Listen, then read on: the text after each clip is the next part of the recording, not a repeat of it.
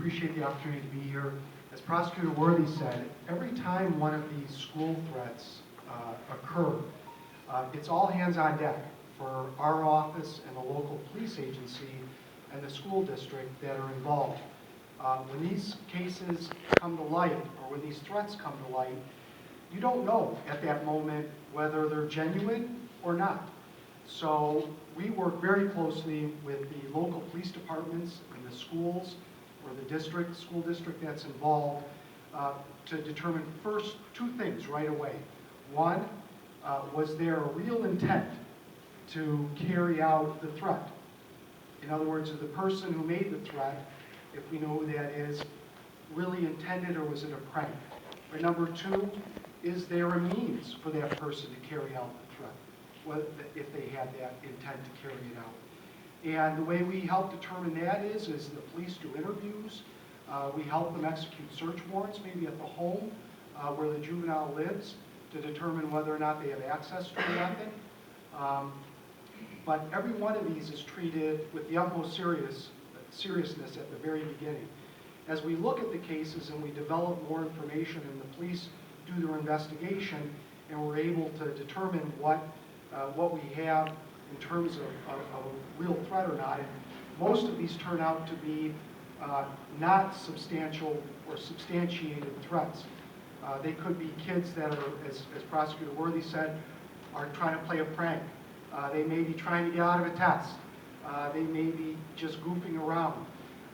But they're all very serious, and they create a lot of anxiety for the schools, who may have to shut down school for a day or two. They cause the police departments to expend enormous resources, having to sweep the schools for weapons or bombs, and patrol the school grounds for potential threats or terrorism. And as we look at these cases and the suspects that are involved, we're trying to determine all kinds of things: their age, that intent, whether they have prior violent acts in their past, prior police contacts or contacts with us. And as we move forward, we factor all those things in making a charging decision at the end of the day. As Prosecutor Worthy said, the legislature has expanded the types of crimes that we can charge to give us more varied options depending on whether the case or the threat was real serious or not. And that helps us as prosecutors, but each one of them are taken with the utmost seriousness. And so we wanted to let the parents know. And we wrote it's all contained in the letter. I hope, how many of you have seen this letter? I hope all of you, many of you, not as many as I'd like, but some of you have seen the letter. And so again, we sent it to all the superintendents of all the schools in Wayne County. We wanted them to push it out to all the parents and let them know what the serious consequences are. One consequence that we didn't realize was going to happen, but it's happened at least once, maybe more than once. We had a child in a case about a year and a half ago who called it a threat. I don't remember if it was a bomb threat or a shooting threat. And this was a good student who had been accepted to the University of Michigan. And that was a case that we ended up not charging. But the university found out about it, and they disinvited that student from that college. So again, these can have unintended consequences, and we really wanted parents to take the opportunity to talk to their school-age children. Tell them this is not funny, it's not a joke. We don't want any parent to get that call, as I said. We want to keep our community safe. And again, we want to, making threats can be a crime even if there's no intent or capability of carrying it out. My office takes it seriously, and again, Bob has talked about what the law is. So hopefully this letter has generated some conversation, and we hope that as a result, that some of the school threats would have gone down, and they have gone down. Gary, you do some, and the reason I asked Bob to talk about from the juvenile division is because overwhelmingly, most of these school threats we get for students under the age of 17. So if we get a few that are 18 and above, Gary, do you have anything to add to that? Well, we also do cases where somebody will make a threat to a police department, a library, a city hall, or a public building, a post office. So the threats aren't just contained to just schools, but a variety of other buildings and places, for instance, like this school. If somebody called in a threat to this school and this college, and they wanted to, let's say, call in a bomb threat at a certain time, a certain place, well, the school would have to react to that threat they would have to take precautions. The police department here would have to shut down certain parts of the building. Students may have to be evacuated. Searches would have to be done throughout the building to make sure there were no bombs or other threats that could harm people.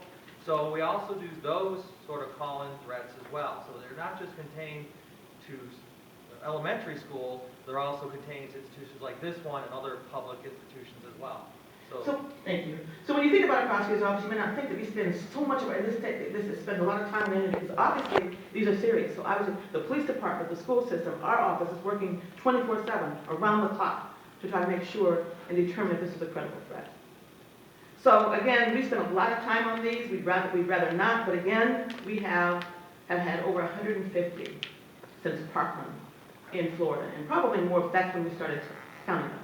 So again, very, very serious. I want to give, again, there's a slide that talks about the special victims units. I've already talked about some of the divisions within that. I want to spend some time talking about the sexual assault KIT task force. And Susan Dillon is here, and she is the lead attorney in charge of that unit. Now, I hope all of you know that 10 years ago, in August of 2009, we found out that there was 11,341 untested rape kits sitting in storage, or sitting in a property room, that none of us knew about, a building that we didn't even know they stored property. We thought all the property was stored in the Detroit property room. And some of them went back at that time in 2009, 35 years. These kits were 35 years old. Now, some of these kits are over 45 years old because 10 years has passed. So we've been working diligently since then, and back in 2009, the city of Detroit was 4 years from the largest municipal bankruptcy, had no money. The county of Wayne wasn't doing nearly as well as it's doing now. And again, we had to do something about it. So I was not going to let the fact that it didn't happen on our watch list affect that. I wanted to make sure that everyone that had a rape kit done, that had been sitting on a shelf, that we brought justice to them in some kind of way. So we spent a good deal of time at the very beginning just trying to raise the money to get these kits tested. Because at that time, in 2009, it cost anywhere from $1,200 to $1,500 to test per kit. So do the math, we're talking about millions and millions of dollars, and we didn't have any money. So we were literally having house parties and fundraisers. And I won't go through the whole long process about how we were able to raise money.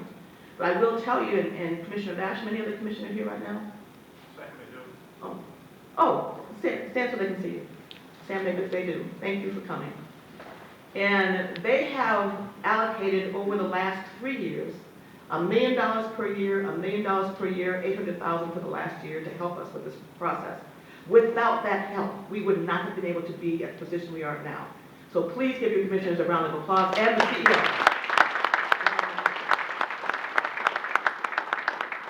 Prior to that, we received money from the federal government. At that time, the president was Barack Obama and the attorney general was Eric Holder, who took note of what was happening here in Wayne County and provided federal funds for us to get started. We also had significant help from Urshda Hargitay, who is the star of Law & Order SVU. And this is a long story about how we met, when we became friends, and she's supported this effort, as well as her entire foundation, the Joyful Heart Foundation. We had help from the state of Michigan about 4 years in, who provided about $4 million to the crime lab to get these kits outsourced and tested. And because of all of that, I'm happy to report that now all the kits are tested, but that's only the first step. We have to investigate and prosecute these cases like they happened yesterday. Each one of these cases is a cold case. So I'm going to talk about the stats, but I want Susan to stand up and just tell a little bit about how they do the work that they do. As a result of the money from the county and the state, we were able to put together a group of specialized prosecutors who just works on, I don't want to say just, it's a phenomenal job, but works on all of these cases. So Susan? Thank you. What Prosecutor Worthy is telling you is that we were able, because of the funding sources that we got, and when we were able to get the kits tested, but what we were able also to do was to staff a task force, and it's the Sexual Assault Kit Task Force, and it's made up of prosecutors, assistant prosecutors, investigators, and also community partners, advocates. We have court advocates and we have community partner advocates using a company called Wayne County Safe, who are advocates and also sexual assault nurses. And we've been able to collaborate with everyone, create this task force so that we could develop basically a best practices protocol for investigating these cold cases. Because as Prosecutor Worthy said, some of these cases are very old. They go back 20, 30, 40 years. And luckily, we've had statute of limitations changed through legislation, which has enabled us to actually prosecute some of these cases that you would think we would not be able to, because we've had convictions on cases from the early 90s, and we have one from the late 80s, and you would think we wouldn't be able to do that, but we can. And we have been able to use a victim-centered, offender-focused approach, basically centering on our victims' wishes, letting them guide us, letting them tell us what happened to them, and then also then turning it and focusing on the behavior of the offenders, not the behavior of the victims. And we've been able to carry that through our court cases and with our juries.